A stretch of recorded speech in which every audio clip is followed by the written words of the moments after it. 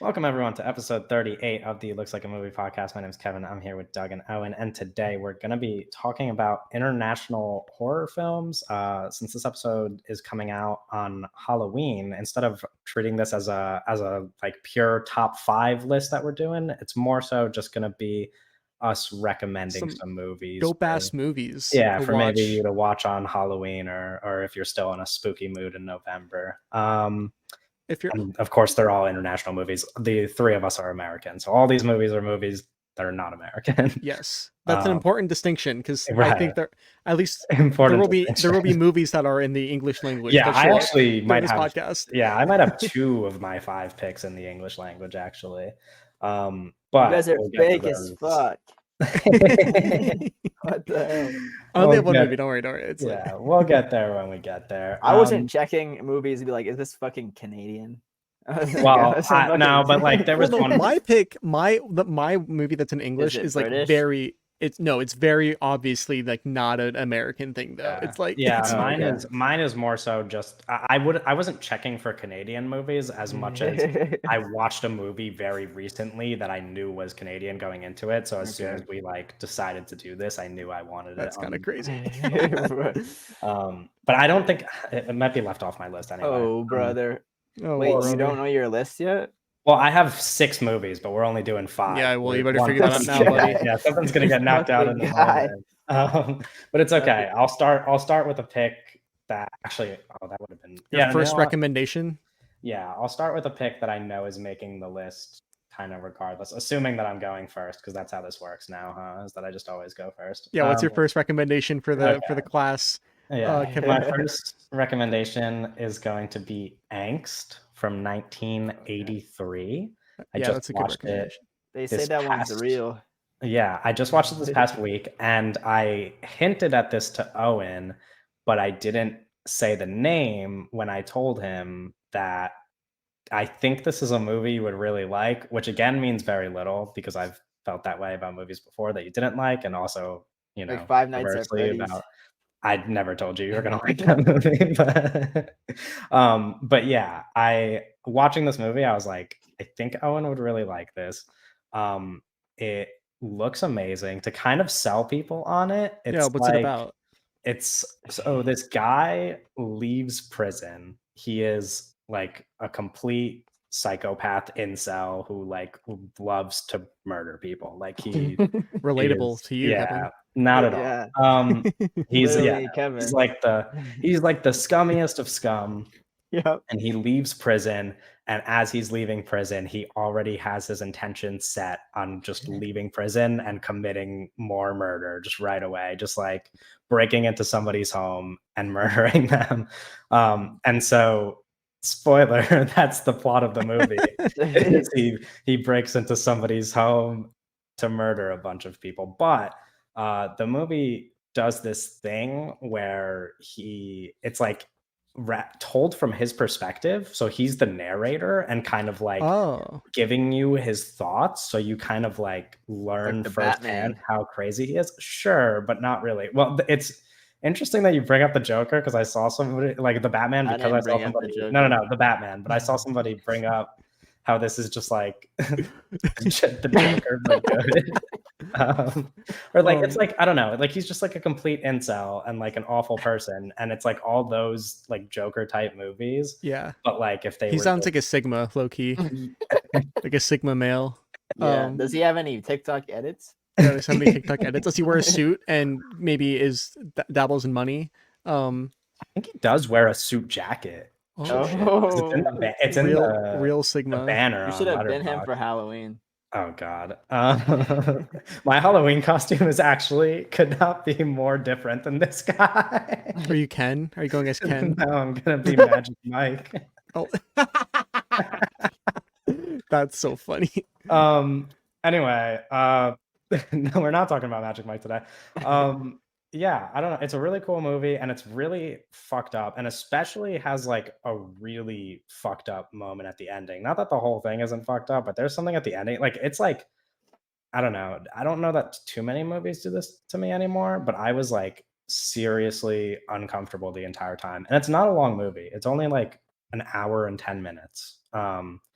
but it's really discomforting. It is not a fun movie to watch. And I spoke to somebody who has seen it that hated it specifically because of how uncomfortable it was to watch. So I guess that's the only like warning I would put out there with this recommendation, is that it is kind of, it will make you uncomfortable. And there's some stuff depicted in the movie that I would suggest people look up beforehand if it's something that they want to check out. trigger warnings. Yeah, there's Yeah. definitely some stuff that you might want to look up if you're planning on checking this one out. But it's really good, and I think specifically Owen would like it. So Okay. I'm curious if you'll ever check it out. Owen, Yep. what is your first recommendation for the people, Oh, okay. for the cause? You just said we had a set order, and now we're skipping it. He's flopping around. We're going all the way back to 1926. Okay. Oh shit. We got Friedrich Wilhelm's FW Murnau. Okay. We got Faust. So Faust. it's German. It's a German movie, but it is silent. So, you know, Yeah, speak on Faust. I haven't seen it. Yeah, it's rules. I love this movie. He's very famous for a little movie called Nosferatu. That's a big one that people.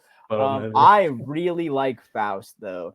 Faust is a movie a lot about. There's like a lot of Satan and like religious imagery going on here, and there's really beautiful, stuff going on. It's just a cool little silent film that I mean, I'm not sure how many silent heads we got out there, but I think it's a really cool. It's based off like obviously the classic like German legend Faust story. Okay. We should mention where these movies are from too, right? Because I forgot to mention my movie is also German.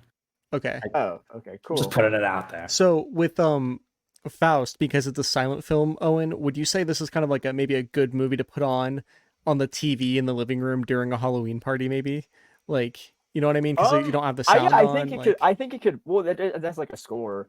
I think it could play as like a cool. If you want to use it as that, I think it's a cool, especially like as backdrop imagery. But I do really recommend it as just like a normal viewing. But yeah, I think it is a cool. Especially like there's really cool like when they do like close-up stuff in this movie, it looks really cool. Yeah, I think it's just like a spooky. I think German like Gothic like structures and stuff like that are really cool. Yeah, it's silly.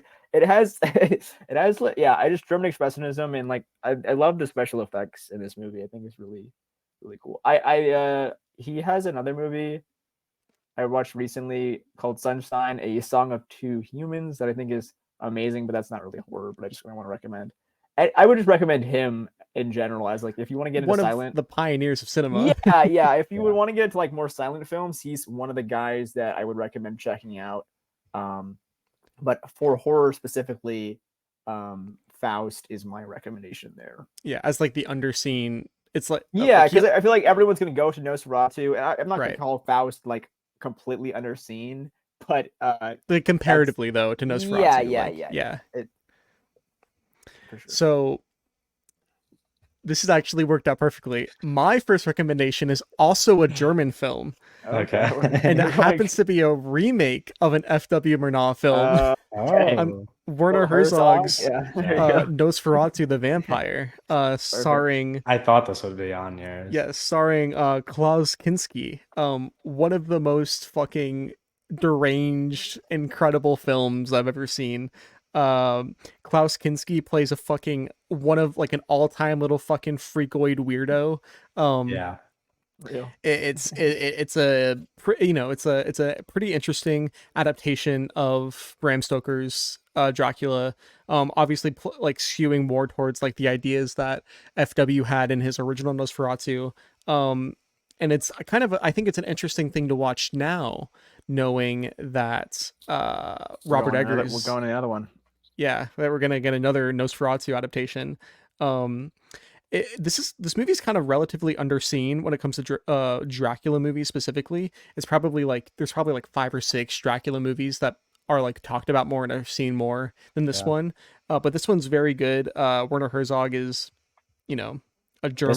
This is the little freak. Dracula movie that we had to watch for school. This is out of all the Dracula movies, Really? this is the one that my professor made us watch. Yeah. What did you guys talk about? Like, what did you focus on? Why did you have to watch I this don't one? even. It was like one of. I don't know why. I don't know. We like watched it as part of like.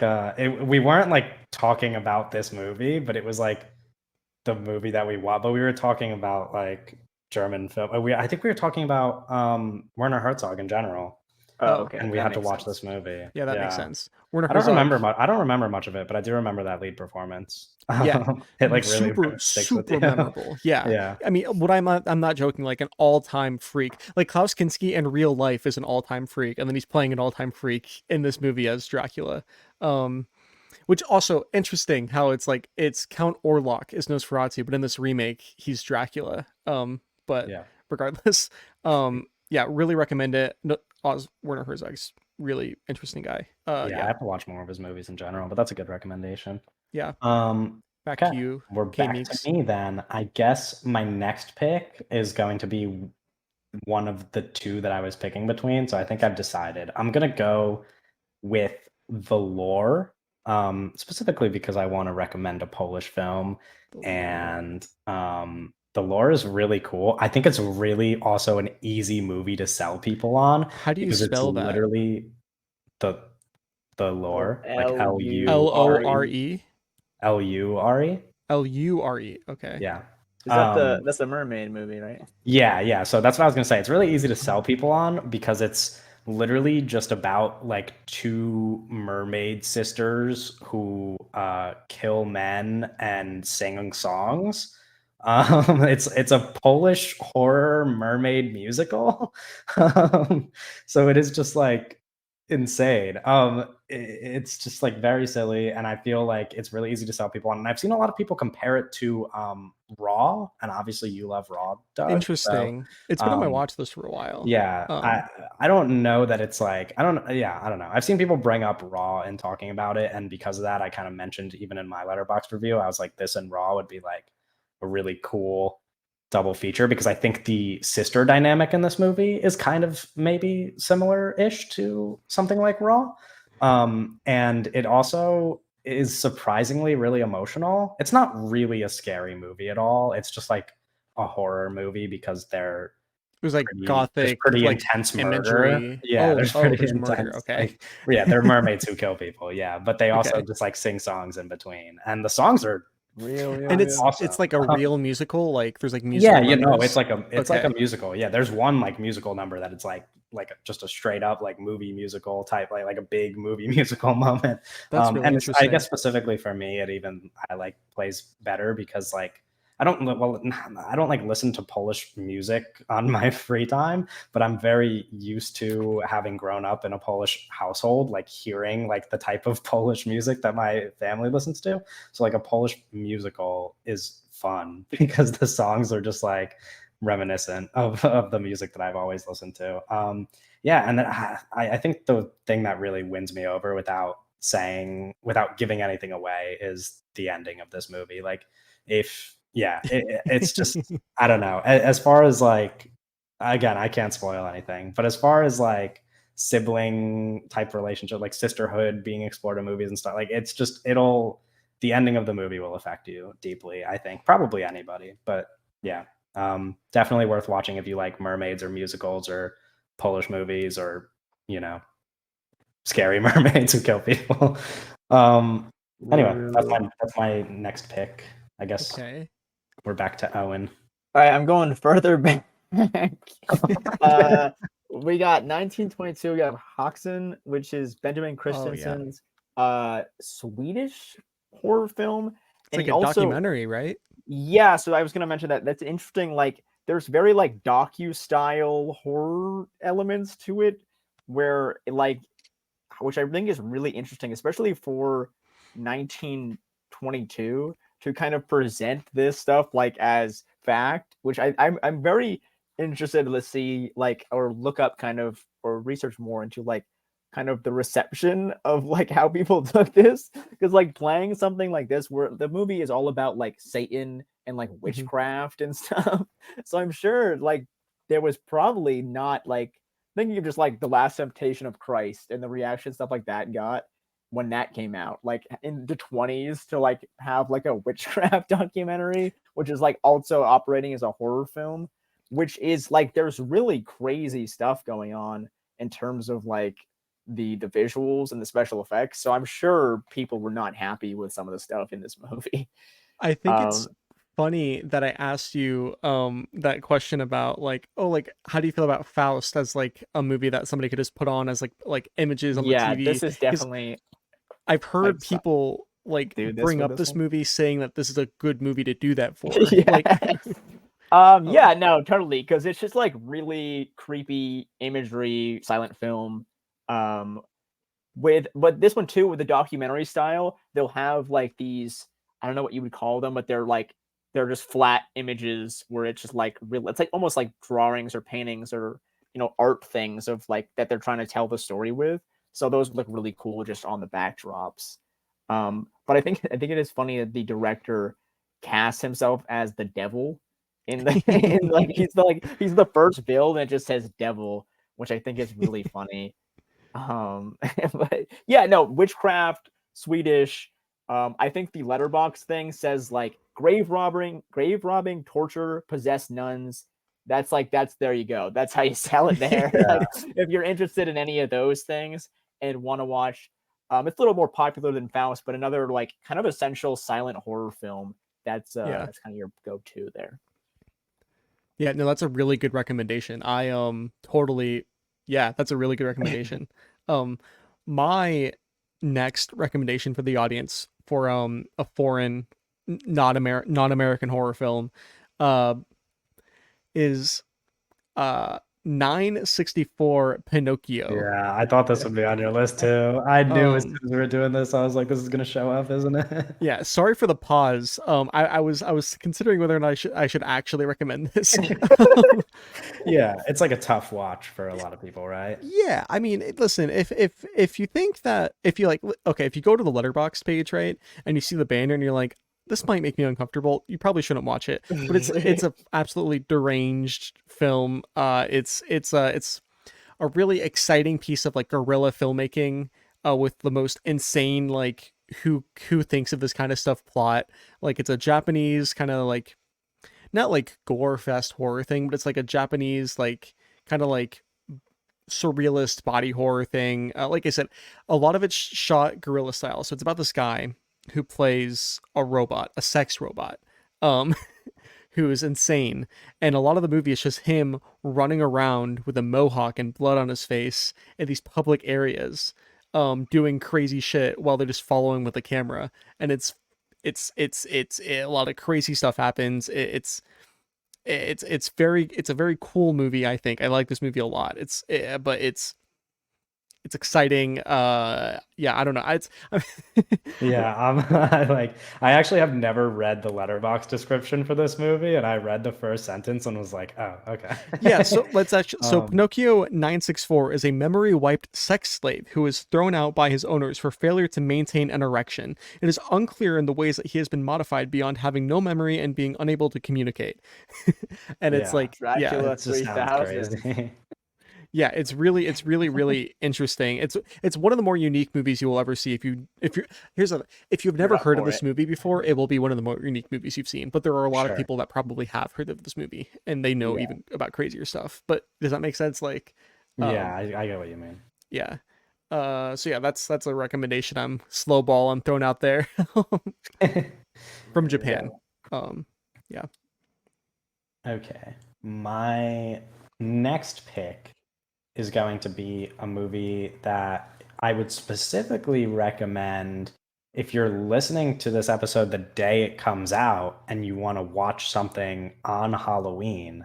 I am going to recommend Ghost Watch from 1992, which I just watched the other day. Or was it yesterday? I don't know. I can't keep track of time anymore. Did I watch this yesterday? No. I I did watch it yesterday. Okay, sorry. Had to figure that out. Anyway, I just watched it yesterday. It's like a TV special, a BBC TV special that aired in the early 90s, and it was kind of like the ultimate prank, and was met with a lot of controversy. Pretty much the BBC aired it in England, and everybody watching it thought it was real and not like a fictional thing. They just thought it was a regular, like, big broadcast event that they were doing of them exploring a haunted house.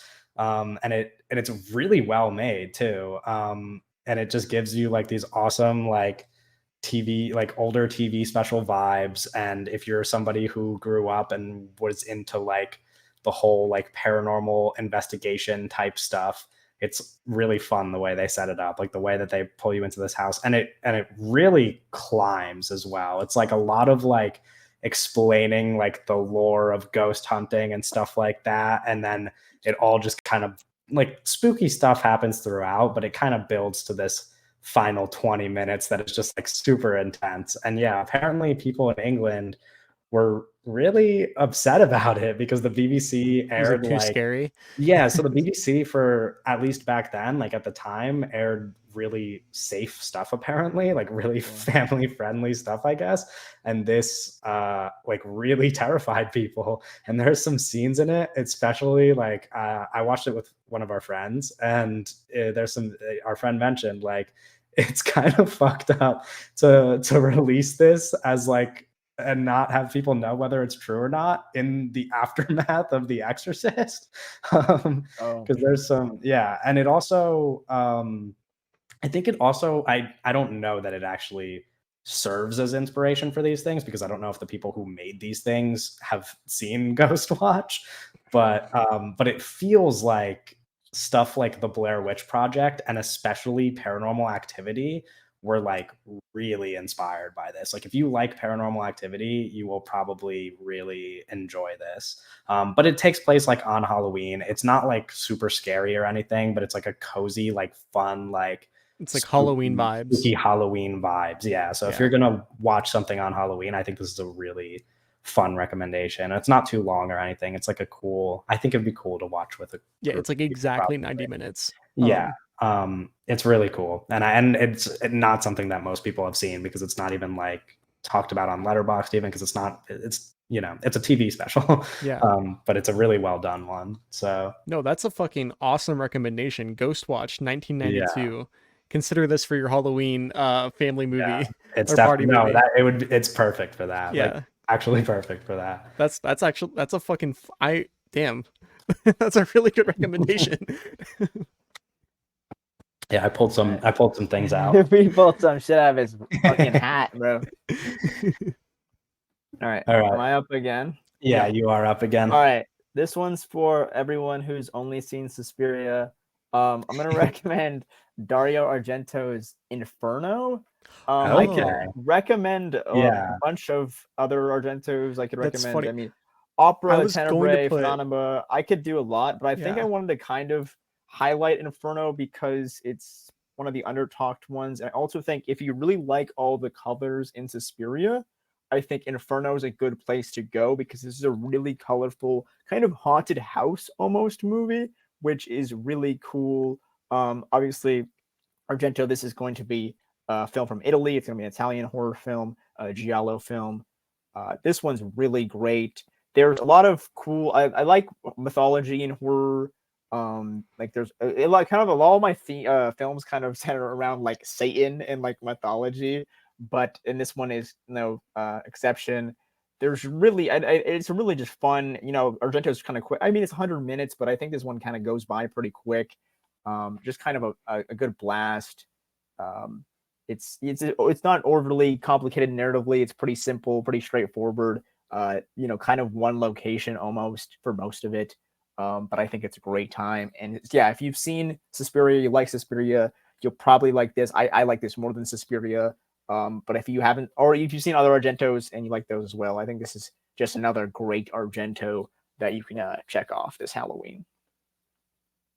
Have either of you guys seen this one? I have not. I figured that you were gonna pick at least one Argento, and I was curious. Yeah, I had to. I've talked about Opera a good amount, and I could recommend that one as well. I recommend that one if you haven't seen it. I think this is one of the ones where I'm like, this one's really great and doesn't get enough praise. even though like it's like if you know Argento, you probably know about this movie, but I think it deserves a spot here. Yeah, that makes sense. Yeah, that's Because I'll be good pull. watching Opera in these next couple days probably. I mean, Oh, I have yeah. like three Oh, movies. Opera's I really have like Opera's 3 so movies good. left on my October list, and Opera is one of those. Yeah, three, I gotta so- churn some Opera out might this be my weekend. all-time recommendation for Owen. I remember when I was in the call and I was like, "Oh, Oh, you should watch shit. Opera." That might be Yeah, like the that all-time movie rules. Holy. That's dope. All right, Um, Doug, we're on to you for your third pick. Yeah, so my next movie is a companion to my last movie, my previous pick, Okay. my recommendation, which was 964 Pinocchio. That's kind of like the more real head version of this movie, which is Tetsuo the Iron Man, I thought directed by that was it, Shinya Tsukamoto. Um, Essential cinema in many ways for Yeah. me, and for lots of other people. This is another Japanese film. This is kind of like if you're interested in body horror at all, this is kind of like an essential text.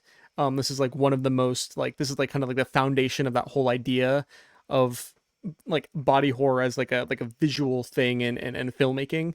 The movie is an hour long. It is like 60 minutes long. Mhm. It's just about a guy turning into iron, and it is like blazing fast pace. No His Robert dick Downey Jr. in that one either. no Robert Downey Jr. in that one. There's a part of the movie where his dick turns into a drill. Oh, shit. It like the whole thing's like this like it's like I think I heard somebody, I think it's like the most popular review on Letterboxd describes the movie as like a visual migraine. It's super fast paced. It's super unrelenting. And it's it's gross. It's funny.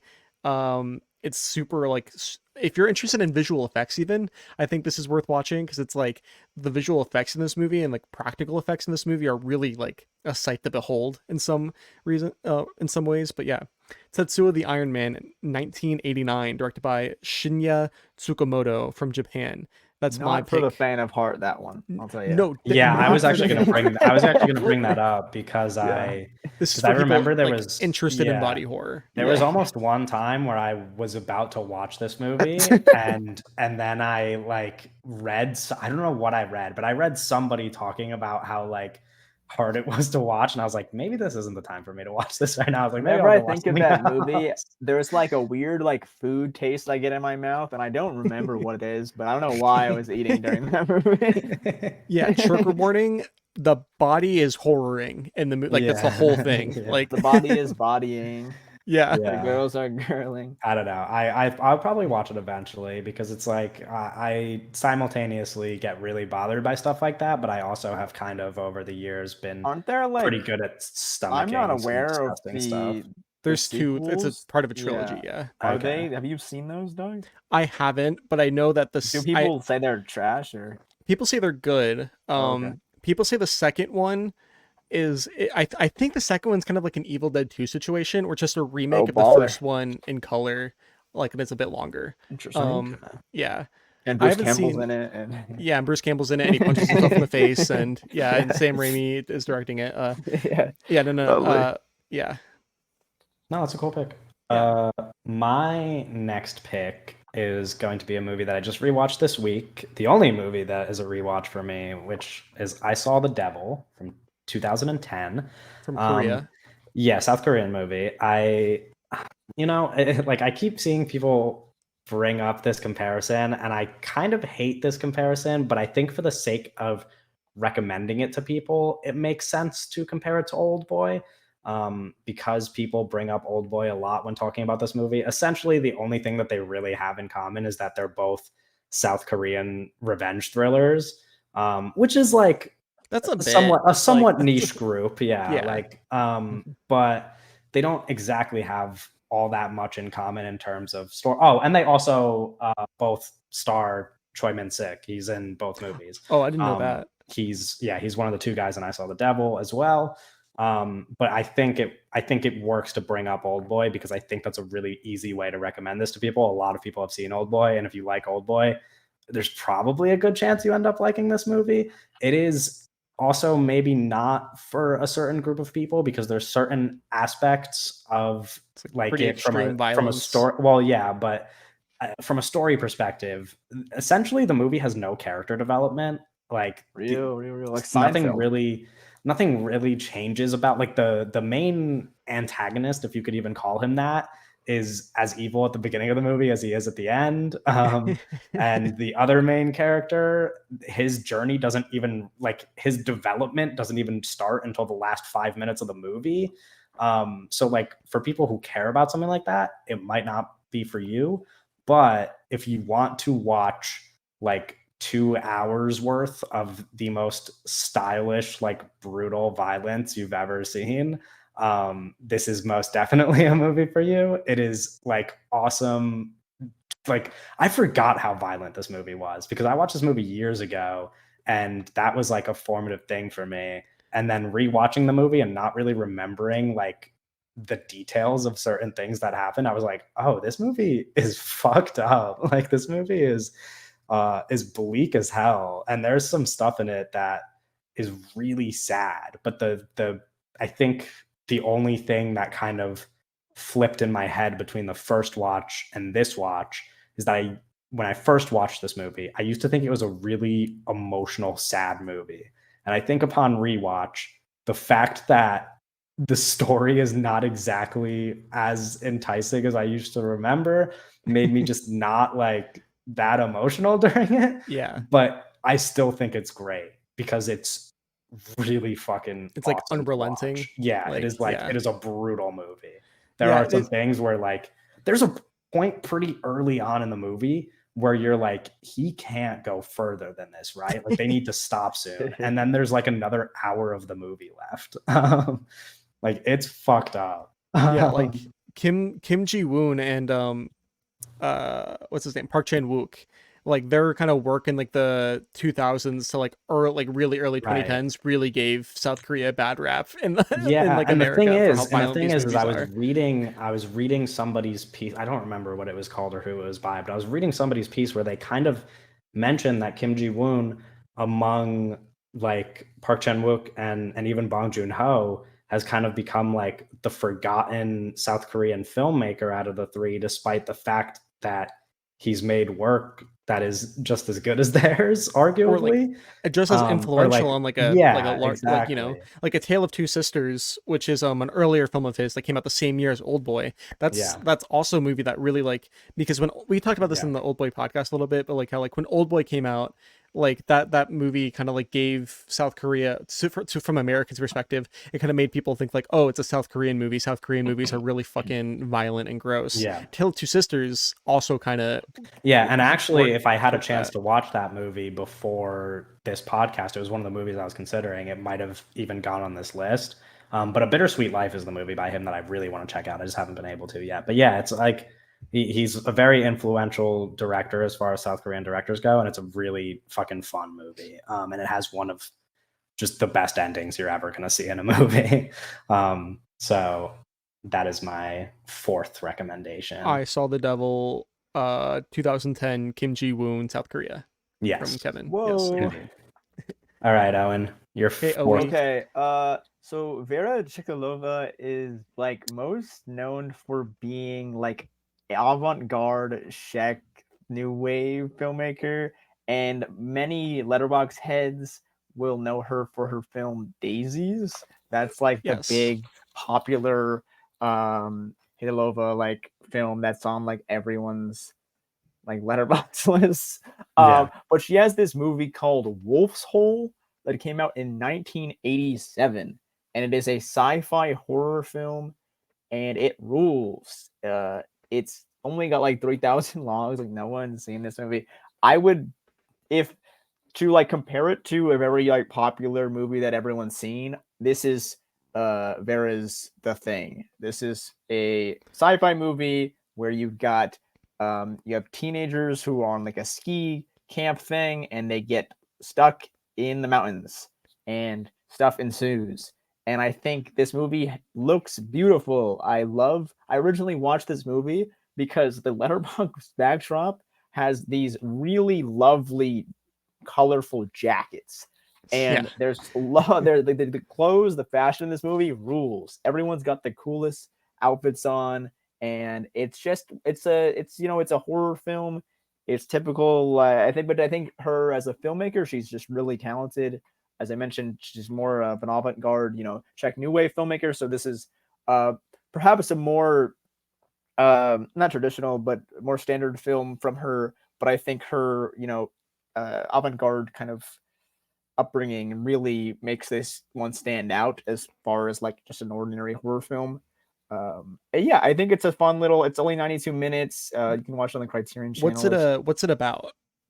It's you just have these kids and they go to the camp and then they get stuck there, or they go to the camp. They like go in this like mountain basically. They Okay. get stuck there and then like, things happen and there's bad stuff happens. Bad stuff happens. But it's Hell yeah, never. brother. It's bad stuff happens, but it's never like. I wouldn't say. It's never too revealing. I think a lot of it is very up to you, and I think it's very. I don't know. It's the amount of information you are given and the amount of information withheld is really interesting, and so I would definitely recommend it if anyone is interested in like sci-fi horror. And this is like a kind of more underground version of that. And Czech films don't get as much love. And this is a cool Czech little horror film. And yeah, I mean, if you've seen Daisies and you like Daisies, I wouldn't go into this expecting a similar vibe. It's definitely like a more minimalist film than Daisies is. But I think so. Yeah, it's tough to even like say that and bring that up in the same conversation. But I would say more like Czech New Wave version of The Thing than anything that Daisies has to offer. But I still love Daisies. It's great. Awesome. That's That's another awesome Wolf's fucking Hole, recommendation. 1987, Yeah. little Czech sci-fi horror movie. Yeah. Well, mine looks lame now because that's the movie. Most people No, have we're seen. kind of on a, no. My next movie. Well, to be fair, I just said I Saw the Devil, which is quite a popular movie. So. Yeah. This is also quite a popular movie. Let the Right One In, directed by from 2008, directed by Thomas Alfredson. I know that there's an American remake directed by what's his name, Matt Reeves. I haven't seen that. Ooh. Don't care. I was curious if you're going to pick this actually, because when I was going through options, I saw your review for this movie. I didn't realize you liked it as much as you did. I fucking love this movie, brother. Yeah, recommend this movie. If you haven't seen this movie and you don't know what it's about, it is Is it Polish? No, it's not Polish. Oh shit! I look like an asshole now. What is it? I don't think so. Where's this movie from? I've seen this movie. Swedish. It's a Swedish. Fuck. Yeah, it's I was a gonna Swedish. say it's not. I would remember it if it was Polish. I look like an asshole now. It's a it's a Swedish vampire movie. That's about a- two for the Swedes. That's two for Yeah. the Swedes today.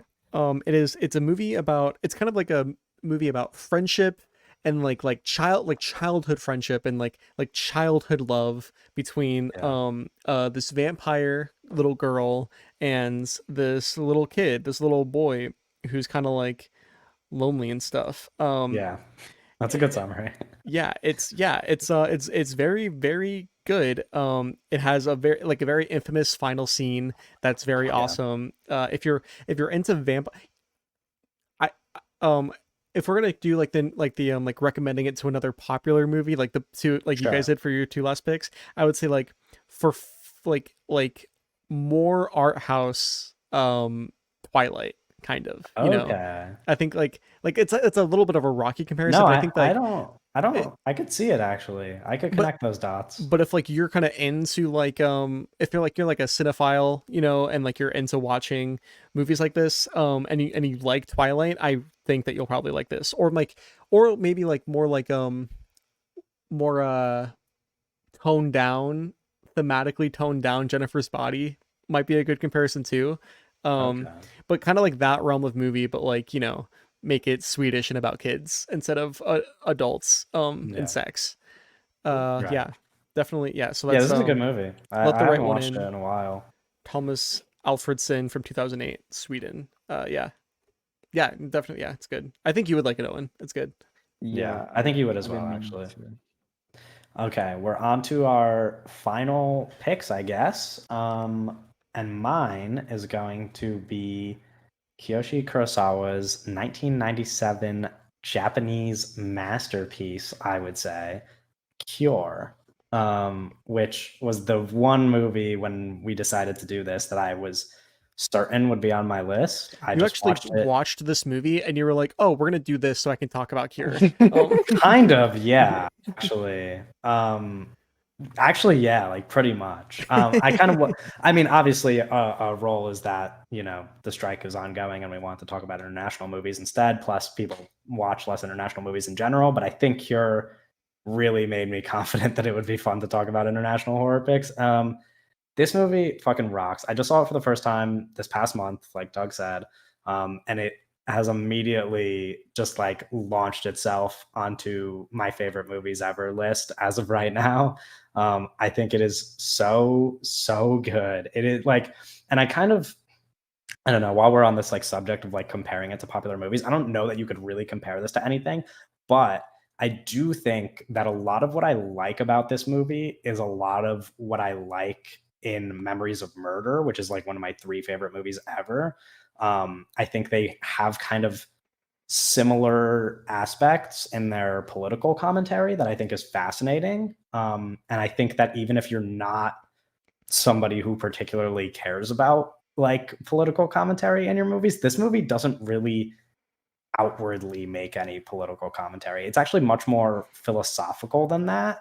There's like a lot of like philosophy stuff thrown into this movie, and it is I guess just to like give people a summary, pretty much these like awful murders are happening in Tokyo, and all of the victims keep showing up with like this big X like etched into their chest. And this detective has to go and investigate these murders. But the guy who is doing these murders has has a bit of a magical quality to him, if you will, and he is maybe Interesting. hypnotizing some of his victims in a way that is quite fascinating. It is gorgeous to look at. It is like this kind of It's very violent, it is right? pretty Yes. gruesome. Yeah. Yeah. To be fair though, and this is what I was going to say next, it's a really like nice slow burn. If you're maybe somebody who doesn't like slow movies, it doesn't move at the speed that you would think like a horror movie would move at. And I would even go as far as to say that it's not a horror movie, but some of the images in this movie are like Horrifying. really fucking frightening. Yeah. Like they will make you really uncomfortable, but it moves like slow and methodically and like really fucking pulls you in and like kind of puts you in a trance for the entire 2 hours that you're watching it, and you kind of like get caught up in like what this murderer is doing and like this whole thing. And it's just like I mean, it is just fascinating, and the fact that it kind of unravels as this like intense mystery that also has like way too much to say for me to even process correctly after just one time watching it. Yeah, I mean, it's just like it's a perfect movie. It's as perfect of a movie as I could recommend. Obviously, I brought up Memories of Murder. I don't know that there's like that much direct comparison between it, but I probably could go as far as to say that if you like something like Memories of Murder, you will probably enjoy this, although it is a significant up, amount more poor, violent. Yeah, it's a Memories of significant Murder. amount more violent. I mean, Memories of Murder is a pretty brutal movie in some moments, but nothing that happens in Memories of Murder is There's lots of as brutal as. on-screen like brutal violence and Cure. Yeah, I would Like, say, yeah, that's what I was gonna say. There's things about, obviously, like Memories of Murder is as brutal as it gets in terms of subject matter, but you are not seeing stuff in Memories of Murder to the degree that you see stuff in this movie. And some of the things you see in this movie are pretty fucked up, but it's a fantastic movie, obviously. So that is my last recommendation. Similar, I guess, when Kevin was mentioning how his movie was, you wouldn't call it really a horror movie, but there's a lot of graphic, stuff. I feel similar to my last film, because like I don't know, horror, it's like the third genre on the Letterboxd. It's much more drama, romance, But this movie's for like anyone who's interested in like cannibalism used as a metaphor for romance and love. So there's a lot of cannibalistic imagery and like gross shit on the screen, but I wouldn't necessarily call it a horror movie, but I'm gonna use it because I really do adore this movie, and I would like to use this time to talk about it because I don't get to talk about it that much. This would be a French film, Claire Denis' Trouble Every Day. Absolute banger. Yeah. I almost this watched this before the podcast. Yeah, no, it's so good. I think it's just so yeah, horror is a weird one because I think it's such a lovely film. I think anyone who had any enjoyment in Bones and All and was interested in the ideas presented there, I think this is 10 times the film there. So, and then it's not. I think I like Bones and All, but this is this is a different beast. This is Claire Denis here. I Like think the Vincent similar Gallo films is have terrific. on Is it Bones Letterboxd. and All? It's Raw, Antichrist, and Bones and All. Yeah. If you like those three movies, you probably need help. No, I don't. Yeah, You should get a lobotomy. I don't know. I think it's such a very poetic film. I mean, Claire Denis is such a terrific filmmaker. Yeah, I mean, one of the greats. She's so good. This is my favorite from her. I like Vincent Gallo as an actor. Sue me. I think he's really good here. I think it's just a beautiful movie. It's heartbreaking. It's heart eating. I think I think there is some tough imagery. I think it is tough. Sometimes it's tough to watch, but it's like, oh, this is like so beautiful, and then it's like, ew. Which so I think I don't know. There's a very like, it's not like tense the entire time. It's not like you're scared of waiting things to pop out or anything like that. I think it's a very, I wouldn't say slow, but it's a methodically paced kind of romantic drama, and then you have a little cannibalistic fun thrown in there. But yeah, I recommend this definitely. It's a very raw and real. It's very emotional. It's yeah, I think it's lovely, and I think I don't think we talk about this enough because Yeah, well, it's kind of Claire Denis doesn't get talked about enough. Yo, for sure. I think she's Yeah. wonderful. I've gotta watch more because she's got a big catalog. You gotta watch there. Beau Travail, buddy. I've seen Beau Travail. What? Oh yeah, I've you have. seen Yeah. Beau When Travail. did you watch Beau Travail? Am I stupid? Like last year, I saw it in theaters. Yeah, I remember that. Oh yeah, no, Like- you saw it in March this year. Damn, I'm Yeah, no, it was a bad while friend. ago. I'm a bad Yeah, friend. no, Beau Travail. I like Beau Travail. Bad friend because you don't know every movie that Owen has seen. I've seen Beau Travail, Trouble Every Day.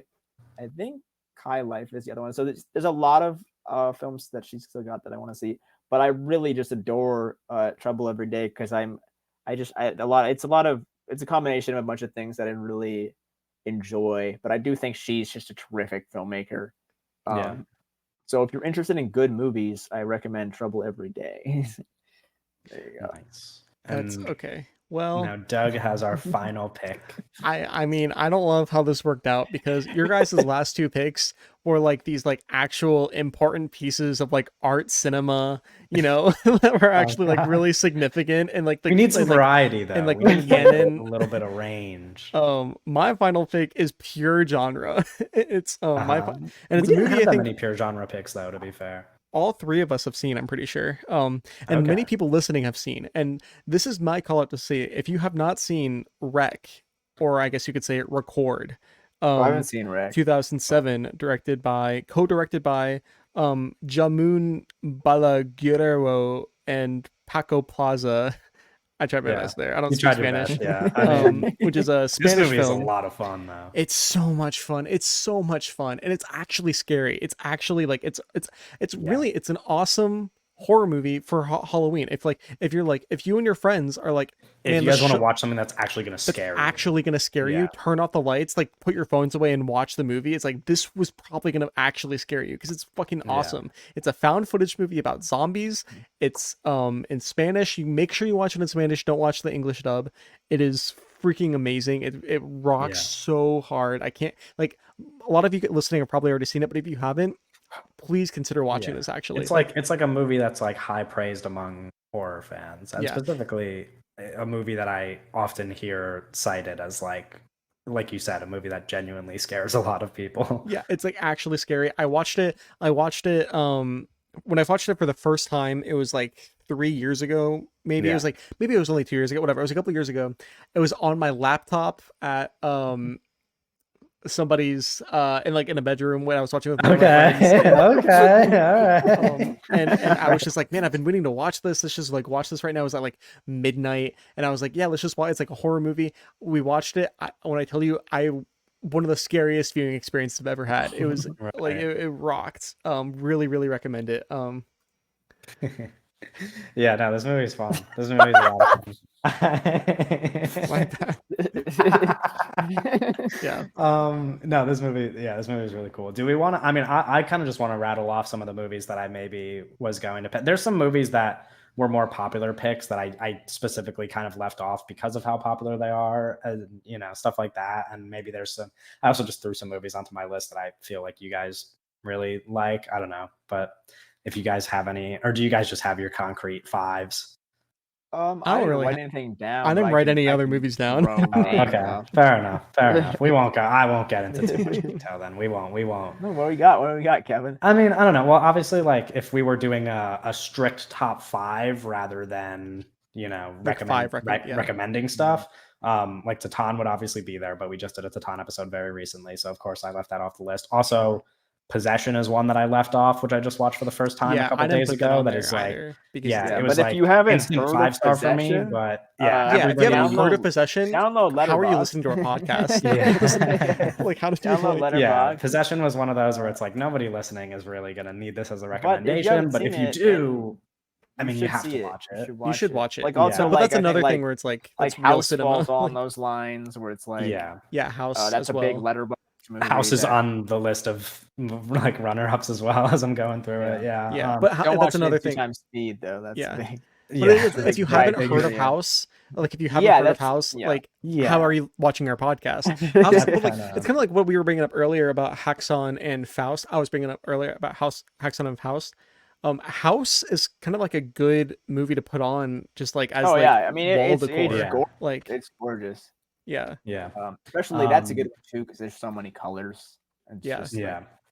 Also, I have The Host, Project which that we on just the wall. I just talked about Bong Joon-ho at length, which is why I didn't want to include The Host. I have Train to Busan, which is maybe the most popular that movie on the movie's entire. way too Like popular everybody, for I mean, literally, a like podcast like this. I want to say that Imagine. Train to Busan is one That of was the something first I was gonna be like, five- Doug's gonna post some bullshit like that. No, but it's like if you are trying to watch movies that are not American, I think for most people, Train to Busan is like one of the first 5 movies that It's you like watch. on Netflix, and Netflix yeah, like pushes I mean, that shit down mid. Yeah, exactly.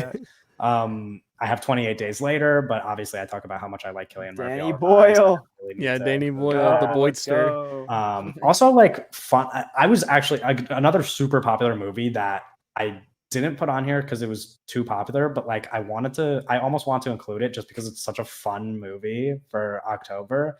Was Shaun of the Dead, because I wanted to have a horror Oh, come comedy on my dude. list. Come on, dude. It's so fun. No, What, you not like imagine Shaun of the if- Dead? imagine No, if but like the fact that you even imagine we considered that for this podcast No, is but I wanted crazy. something like I wanted like a Shaun horror. of the I Dead, wanted like bro. a horror comedy to round out the list, but then What are I we was like, doing? no, it's fine. Shaun of the Um, Dead and Train to Busan. Yeah. Anyway, Let's get those it. are my mentions. Oh, and Martyrs, but like that's another. I think Martyrs is kind of like really popular now. I don't know. didn't put I Um, didn't even consider Martyrs, even though I love that movie, because like that's like not a fun Can't recommend Halloween that. movie. That's not a movie you want to No, watch no, on Halloween. of Like, it's not- course. Well, that wasn't my criteria for what I hey. was recommending exactly. It was more so just like picking international horror films. I wouldn't. I I'll do probably it, I'll would have watch it on prefaced. Halloween. I probably would have prefaced Martyrs by telling people Martyrs not to is a watch it on downer, bro. Halloween. That movie's Yeah, gonna ruin the vibe. Yeah, of course. Maybe. Anyway, those were my little ones that I like just left off my list. But we can transition to some news. It's kind of a lot of news. Yeah, there's Like kind of a lot of yeah. news. Obviously, reminding everybody before we do some news to share some feedback. If you liked our recommendations and then listening to us talk about them, you can like, comment, subscribe on YouTube, rate us on Spotify, Apple Podcasts. Rate us on Apple Podcasts. You can follow us on Twitter, Oh. and you can join our Discord. But we have a lot of news. We have to start. I mean, we have to. We're not going to start with the Owen story. We're not going to start with the Owen story. What? We have to start with Martin Scorsese joining Letterboxd. Yeah. Martin Scorsese has joined Letterboxd, and in less than 24 hours became the most followed account on Letterboxd. I think I like him being the most followed account, because now it's like that's good. Like, it's like I don't want some random loser being the most followed account. I knew we didn't want to talk about this in too much detail, but I know that Owen kind of made a video about this thing, and I know that it was already posed as a question, so I thought it would be more fun to bring up what director we would want to see on Letterboxd. Someone said in my comments Steven Soderbergh, and I think he would just have that was actually interesting. I think he would, because he's kind of like he's like big brain cinephile, and he's like he like re-edits movies. he's kind of a freak. And I think if he did like a real Letterboxd, that would be really awesome. Yeah. I'm not gonna lie. When I was thinking about directors, Steven Soderbergh was like the one I wanted the most. I think if he was on Letterboxd, like, it would be a real one, because like he's not like Scorsese, where it's like he's gonna have like a team and shit. Like he's gonna be like what Sean Baker's Letterboxd was before he stopped reviewing. Yeah. Exactly. Which I think that would fucking rule. It's not gonna happen, but I think that would rule. Yeah. Also, Sean Baker, start reviewing movies again. What happened, brother? Come on. I don't know. I listened to Soderbergh on a podcast recently, and I was just like, dude, I could listen to this guy. I listened to him as a guest on a podcast, and I was like, I can listen to this guy talk all day. I think someone like very like just like younger kind of experimental filmmakers, like I think like someone like Kyle Edward Ball is a big one, because even like someone like that, where it's like I'd be very interested to see if his inspirations lie, because someone working on like even the guy who did the Outwaters, I think people like that who are doing like these like more experimental films, I think always those inspirations would be very interesting to look at and kind of get some recs there. Okay, I won't hold off any longer on the most important piece of news for Owen, which is M. Night Shyamalan's M. Night Shyamalan's upcoming film will star Josh Hartnett and Salika. Is that how you say it? I think it's Salka Shyamalan. Okay, it is his daughter, right? Yes. And she previously worked on Old and his show with the music, and she's going to be starring as Lady Raven in his new film Trap, which she's going to be playing a pop star. And then Josh Hartnett is playing the father of a kid who wants to go see Lady Raven, and then he goes to the show with his child, and then shit goes wrong, which is perfect. I mean, I think this perfectly aligns. I mean, just on a plot thing, it perfectly aligns with who M. Night is as a person. I think having a father who is taking their child to a concert is very like the most M. Night movie ever. Yes, it's a very M. Night thing to have a father at the lead. I mean, we have plenty of M. Night fathers throughout his filmography. This is just another father to add to the list, as well as just ultimate dad move with the casting of your musician daughter as the lead musician. We don't know how much she's going to be actually like acting or like, involved. I feel like it's going to be more than just up there singing, but we'll just have to see. But I love Josh Hartnett. He's really great in some movies that came out like 20 years ago, and he hasn't been in a lot recently. He was just in Oppenheimer though, which is like a huge movie. I mean, biggest movie, and I really loved him in Oppenheimer. And I also, like Black Dahlia and The Faculty, I really love him in those movies, but those movies long time ago. But I think he is like perfect dad energy. Like I think he's gonna kill that role. And yeah, I'm excited. I'm assuming it's M Night, so I feel like it's gonna be very one location. We're gonna be at the concert pretty much the entire time. Which concert one location is a sick one location setup. Someone on Twitter mentioned this, and I, it couldn't be more me. They said this sounds like M Night Shyamalan's Snake Eyes, which is Oh, that's fucking not Brian what I De was expecting. Palma's one location movie at a boxing arena, Well, and the that movie movie fucking sounds rules. a lot like Like Green fuck. Room. Was that The movie called? yeah, Green Room. Yeah. That's what I was gonna say. Which Yeah. is also a one location horror movie that takes place at a concert Yeah. venue. Yeah. Which I haven't seen that movie, but I think the It's Snake fun. Eyes pull is kind of baller. Another Yeah. Brian De Palma kind of pull because what's it called? Josh Hartnett is one of the few. I don't know. I can't think of another. There's definitely got to be someone, but I can't think of it off the top of my head. But an actor who's worked with both Shyamalan and De Palma, which is Big Owen brain there. So yeah, I'm stoked. We're August 2nd next year. Trap. It's got a waiver, so we can talk about that bad boy all we want. Yeah, so they can fucking shoot it. Yeah. Yeah, well, they're shooting it. What was crazy, I talked about this in my video, is that guy who posted those Instagram photos, he posted the photos with M. Night and Josh Hartnett like October 17th. He took like selfies with them and like, hey, they're filming Trap next to my condo. And it took like 8 days for anyone to report on it, which That's is like, fucked it's crazy how like someone like M. Night Shyamalan can be filming a movie in like it's not like they're like just filming on the side of the street. Like this is a big stadium that they have to like be working with and stuff. Like there's a lot of moving parts. So for them to just shoot the movie, get spotted, like he's out taking photos of people, and it takes like 8 days for anyone like major to kind of talk about it is kind of silly. But yeah, super stoked for the next Shyamalan banger. And I'm interested to see what else, like other cast moves that we get. I was gonna say, I'm sure this is not the last time we'll be talking about it on. No, we're gonna be following this movie closely. It's interesting. It's interesting to see how big this cast even would be. Yeah, like how large is the principal cast? Like because you're obviously you're gonna have a lot of extras because you're at a concert. Yeah, but you could really you could have like 5 people in this movie. Really, well, that's the thing. His last 2 movies only really had like 5 people in them. Yeah. Like, so Josh Hartnett, great pull. I think casting his daughter is awesome. So we'll see who the other actors are. It's really hard to have a wish list or something like this because have no idea how many actors or what you're casting for, or like with Josh Hartnett as the lead, you kind of have the idea of what kind of actors you're looking at for the other roles, but it's really hard to. Do you have an actor in mind that just screams concert goer? Jaden Smith.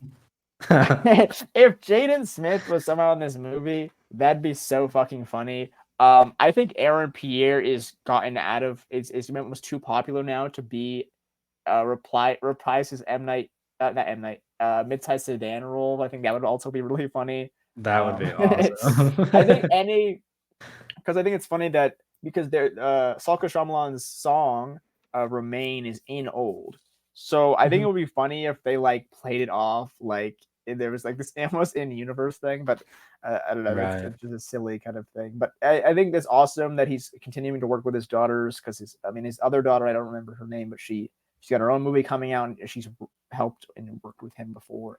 And he's just a family man, Yeah, he's a real ass dad. I mean, like this movie is like the lead is like playing a dad. Like there's so much father kind of stuff in his movies. Big dad, big Coppola vibes. Big Coppola vibes from M. Night right now. I mean, huge. Yeah. I think that's major, especially for an Indian filmmaker to be able to do that is so fucking awesome. And I'm really excited, especially not for only his work, but to see his daughter do her own thing and she directed some episodes of his TV show, right? I was talking to my mom about this, and I was just like, him doing this show, even though I haven't even seen this show, I'm gonna see it before Trap. I haven't even seen this show, but I think him doing this show was one of the best moves for his career.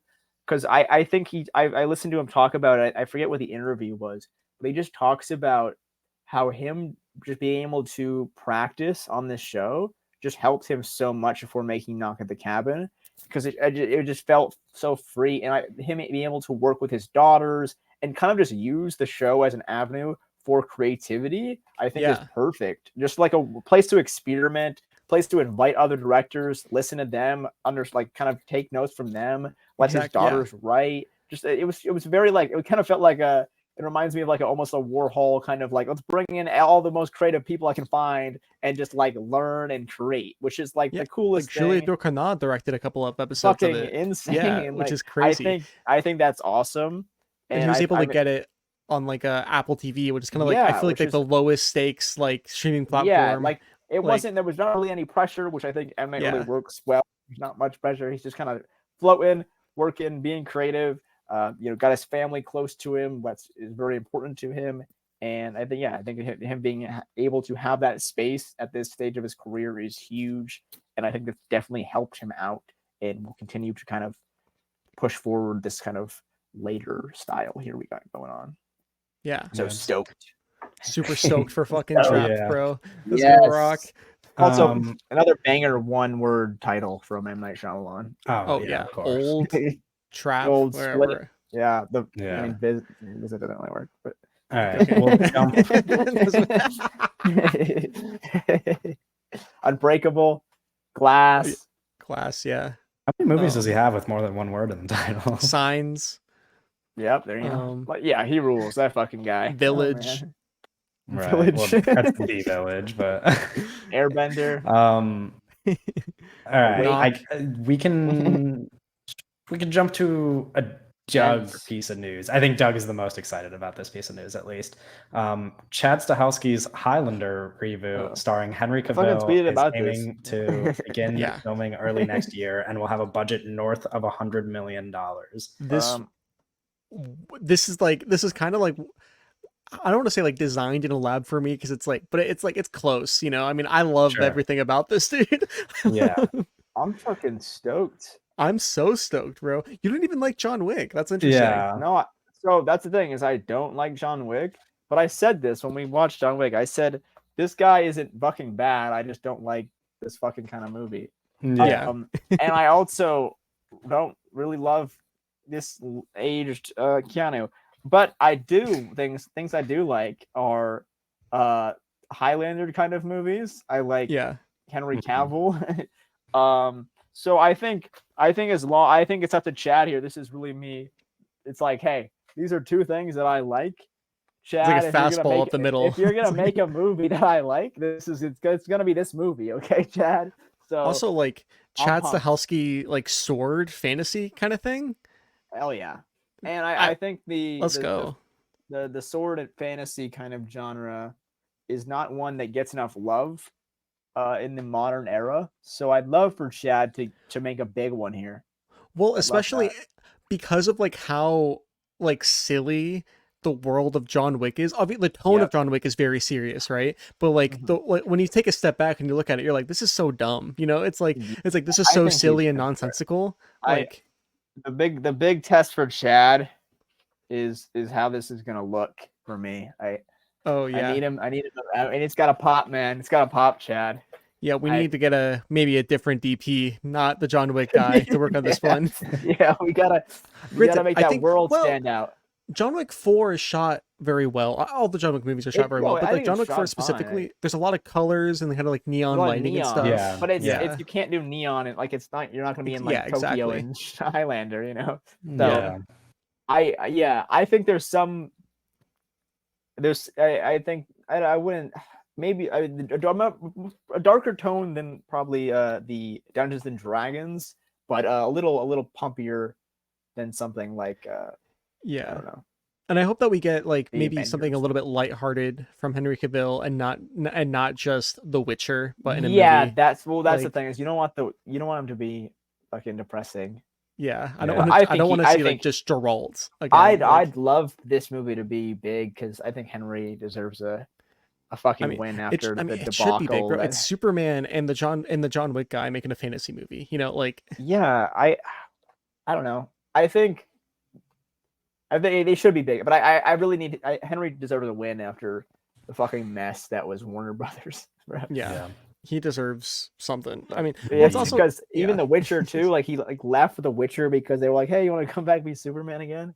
yeah. Like, he like liked Um, the fucking role too. It's just like yeah. that's so Yeah. scummy. By all man. accounts, he really enjoyed playing. He was like, yeah, I think like well, the he- showrunner for The Witcher said that she was annoyed by how enthusiastic he was about the Yeah. character. Well, it's like it's Which so, is kind of it's like just such- crazy because he on its own. loved being Superman. He was a great Superman, and then he fucking loved being The Witcher, and then he fucking lost both of them because of Warner Brothers. Yeah. So it's like, I don't know. I hope he gets his win here.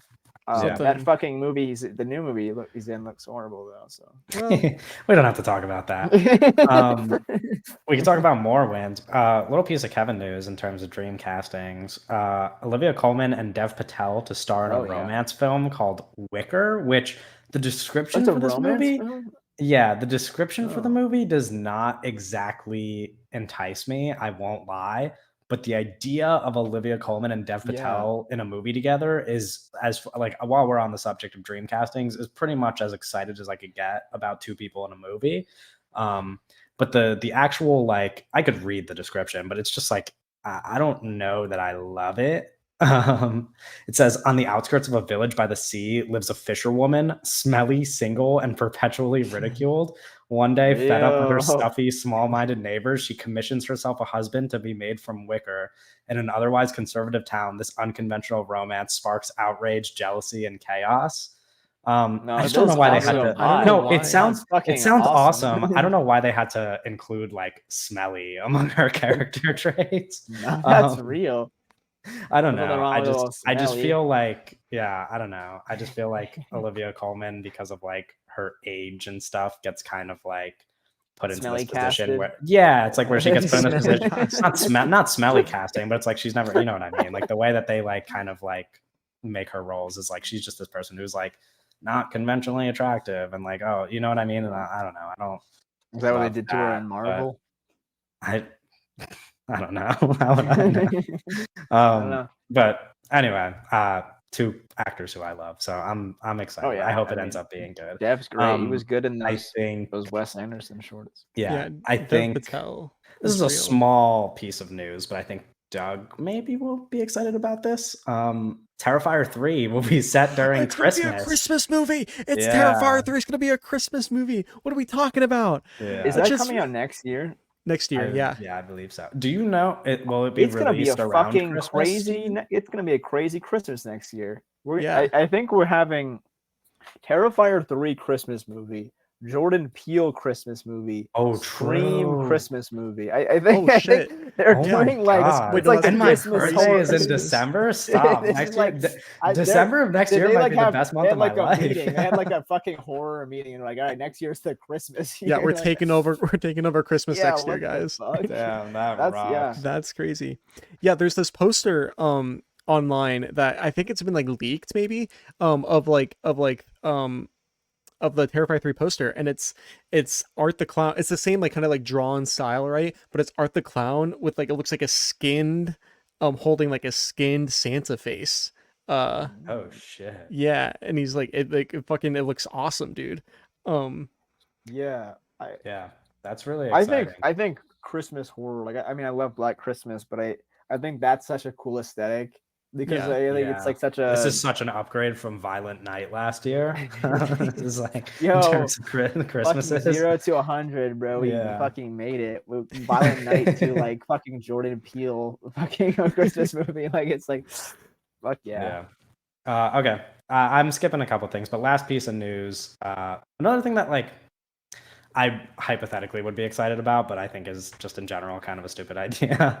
David Fincher says there's been discussions about a sequel to The Social Network. Why do you think this would be a stupid idea? I think this is like an obvious layup for him and Aaron Sorkin. Like, Sure. this is- Well, okay, if Aaron Sorkin is a part of it, then Yeah, no, that's what the they discussion was. They said Okay. Aaron that's what the Okay. news is. It's Fincher- David Yeah. Fincher talked to Aaron Sorkin about doing a sequel. I just I don't know. I don't just know think why this you're will- out on this. This sounds No, like a great I- idea to me. There has been like multiple movies worth of stuff since they made the last movie. Yeah, of course. I don't know. I just think it's a weird thing to follow should up just keep a doing true these. story with a sequel. But if it works, it works. Like if it's good, it's good. I don't know. I'm not like I I'm think not it's funny saying because like you're also like the biggest Social Network fan. yeah, here I love out it. of the That's three what of I'm us. saying. Like, Like, it's one of my favorite. It's like one of my 10 favorite movies ever, which is why like it would be a piece of me news. And obviously, if it ends up happening that this is a movie that gets made, like of course I'm gonna be Huge. excited to watch Huge. it. I just like The I Zuck. don't know. I'm just a little bit of a skeptic because it's like I don't know. It's a weird like thought to me to think about like a sequel to real life. Like, We should it's call it the Social Network. obviously like a great movie as well. But I it's don't just know why like that's a weird thought because it's like they're just gonna be like adapting yeah, what has happened in happened real since life, then. Yeah, I don't know, which but I has think been a it's lot of because crazy shit, like Mark That's actually, Zuckerberg like, going insane. they sure, should- but I think it's People should I do don't that, bro. know. They should just It's update biopics. Yeah. They should do like a. It's just a they should bit not do it when they die. They should do it like, all right, this guy's getting a little hot. Let's do a biopic. Wait 10 years. No, like, I don't let's know. update that shit. It's Because just Mark a bit of a Zuckerberg, when different he was young, was a relationship really to it. interesting character already, and that's obviously he's an interesting character in the Social Network. He's even more of a kind of an interesting guy to dissect now, you know? Sure, but I think the difference Yeah, I think the and they can main end with him difference and between Elon, like, this fighting. Okay. I think the main difference between these two things is just the relationship to it The because main- like the Social Network is about like the early invention of like the early years of Facebook, which Yeah. like and it also came out in 2010. So like these are things that like me at the time that it came out, even up until the first Big time I watched Facebook it, head. like Kevin not Wang, stuff that I yeah. not stuff that I like knew about, but like I know what's happening in the world of Mark Zuckerberg now, you know? Like these are like public things and I'm like an adult who like experiences them and like Yeah, but sees have them you on the seen Jesse news. Eisenberg? You're saying that there's perspective. nothing interesting that that the combined force of David Fincher You're No, gonna and get that's not what Aaron I'm army Sorkin saying hands at could all. say That's not what I'm about it. saying at all. That's not what I'm saying at all. But you get no, yeah, come on, don't be dense. Like you know what I mean. I Like, legitimately, I it's a actually don't know what you mean. No, but there's a difference between those two things. Like you can't tell me that there's not. Like Yeah, but I there's don't a difference understand why between you're out on there's it, a though. difference, but I'm not saying I'm out on it. I'm saying okay, if it ends up happening, I'd be excited to watch it. Like I will say, I think I've been pretty vocal for a long time. I don't think I've it's ever brought it up fucking on the podcast stupid. before. Oh, you think it's dumb, Owen? I don't think Fincher should do that shit, bro. No, I think he should. I've been vocal about this I think that here's what I think. My thing has always been, I think that if that happens, David Fincher has to direct it, right? I think that if it's Yeah, just an well, Aaron Sorkin thing, don't even give him money. Oh, like if Aaron Sorkin directs it. Yeah, I'm like, don't even give him money if I Aaron would Sorkin writes the hate script that. and I directs would it. hate that. But bro, I Yeah. just watched The Killer. David Fincher, he is still making fucking fire ass movies. He is still a Exactly, good which You director. should make something other than Mark Zuckerberg.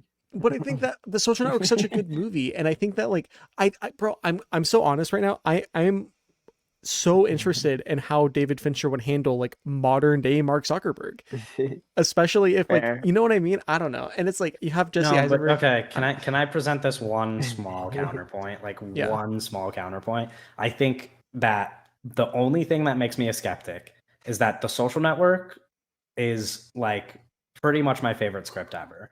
And I just don't know if in 2023 I am Aaron Sorkin lost the excited. sauce. I am excited about the idea of an Aaron Sorkin script anymore. I just That's don't know fair. if I am. But I know He's how much I fucking a like that bum. one, and the idea of it being revisited is scary to me because then like how does it Oh, obviously They're gonna piss on your like, you know what I present. mean? It's like obviously those two things aren't connected in that like it shouldn't tarnish the already great movie, but like at the same time, I think The Social Network's a It's like when perfect they I think dropped it's- and I think it's a Aliens. perfect script. It's just I don't know. It seems because like what's another example of like a sequel coming out so long after the first one, right? Like Blade Runner. that's actually a good example, like Blade Runner, right? Well, it's like not so long. It's 13 years. We've seen much longer gaps than 13 years. yeah, but like but that's The Social Network though. It would be 13 years if it came out this year.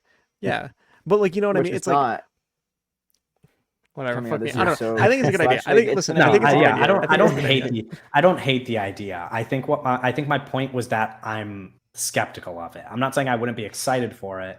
I'm saying that I'm a skeptic. From the because Berg, I I'm not think coming the back either. I think that the idea of Aaron Sorkin and David Fincher doing it together that's so Yeah. exciting. I to me. think if anything is going to revitalize my interest in an Aaron Sorkin Sork? script, it's him working with a real Finch. director rather than directing his own movies. Yeah.